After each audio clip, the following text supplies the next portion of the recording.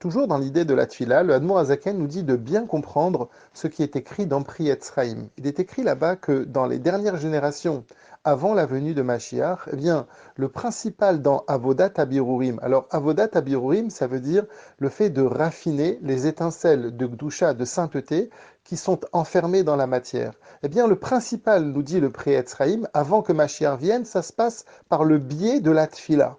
Alors, on sait que pour servir Hachem, on a trois grands pôles. On a le fait de faire des mitzvot, on a le fait d'étudier la Torah, et il y a l'idée de faire satfila. Et donc, normalement, c'est pas très logique parce que on dit toujours que Talmud Torah keneget kulam, que la Torah, l'étude de la Torah, ça surpasse tout. Alors pourquoi juste la tfila? Eh bien, ça va nous permettre de faire le ikar, le principal de Avodat Abirurim dans notre génération. Alors, pour comprendre ça, le Admorazaken nous dit qu'en fait, quand on étudie la Torah et quand on fait des mitzvot, eh bien, on est en train de rajouter de la lumière. On rajoute de la lumière déjà existante et on fait en sorte qu'il y a un surplus de lumière dans le monde de Hatzilut. C'est-à-dire que, en fait, eh bien, le Or En Sof, la lumière sans fin d'Akadosh Baruch Hu, eh bien, grâce par exemple, à mon étude de la Torah, elle va s'installer dans mon cerveau, et le fait que je vais la comprendre, eh bien, ça va avoir des répercussions spirituelles, spirituellement, dans les mochines, dans les niveaux de sphirot qui sont en rapport avec l'intelligence, ça va mettre un rajout. Et pareil, pour les mitzvot. Pour les mitzvot, ça va être l'action, puisque les mitzvot, c'est l'action, et donc ça va être les sphirot qui sont en rapport avec l'action dans le monde de Hatzilut, dans le monde spirituel, qui va avoir un rajout de lumière. Donc en deux mots, c'est que par ma Torah et par mes mitzvot, je suis en train de rajouter, de faire un surplus de lumière. À la différence de la tfila, quand je fais ma tfila, eh bien là je ne demande pas un surplus de lumière, il y a un vrai changement. On veut vraiment changer la réalité. On demande une guérison par exemple. Une personne qui n'a pas une bonne santé, eh bien on demande que justement elle ait une bonne santé. Ou bien la pluie, on fait en sorte de demander la pluie. Quand on parle de la pluie, bien évidemment, c'est l'idée que, effectivement, matériellement, à l'époque, eh bien, on avait besoin de vivres et des récoltes, même si de nos jours, on voit moins l'influence de la pluie, mais c'est l'idée que, justement, à Kadosh Baruch Hu, ils permettent justement qu'on puisse vivre matériellement. Et donc, la pluie va permettre cette poussée végétale qui va nous permettre de pouvoir manger, tout simplement.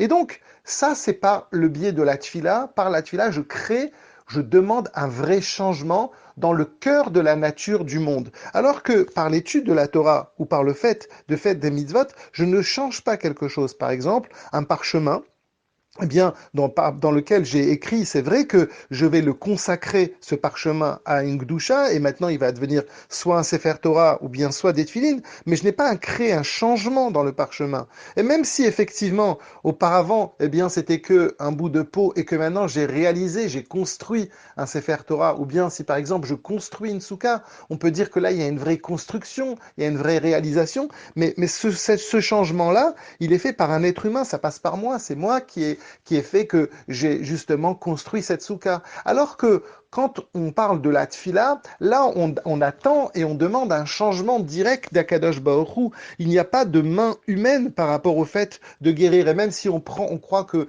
quand on prend des médicaments ou par la science on est guéri, on sait très très bien que effectivement Akadosh Baruch Hu, il a dit qu'il faut que l'on guérisse dans le sens, il faut qu'il y ait des médecins. Mais la guérison, la vraie guérison et le vrai changement, il vient et il ne vient que d'Akadosh Baruch Hu. Et donc par rapport à ça justement, puisque dans la Tfila, on demande un vrai changement d'Hachem, eh bien c'est pour ça qu'il faut ce que l'on a appelé, on en a parlé il y a quelques jours, il faut Maïm Nukvin, il faut les eaux féminines, c'est-à-dire il faut un vrai travail personnel qui va faire que justement il va y avoir un retour.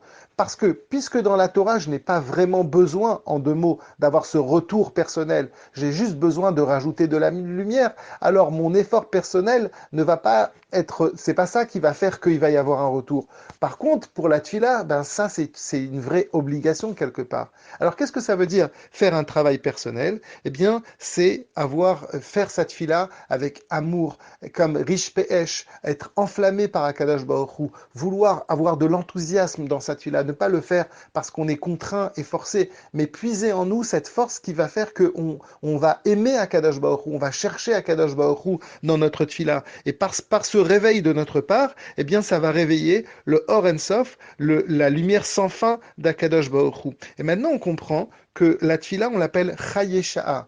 Chayesha'a, ça veut dire quelque chose qui est en rapport avec le moment. Alors, on pourrait dire simplement, bah oui, parce que on demande Chayesha, on demande à vivre pour l'instant. Mais il y a une notion beaucoup plus profonde. C'est que quand on dit Chayesha, eh bien, la tefila, elle s'occupe des choses qui sont, si l'on peut dire, du moment. En fait, le mot Sha'a veut dire le moment, mais ça veut dire aussi le temps.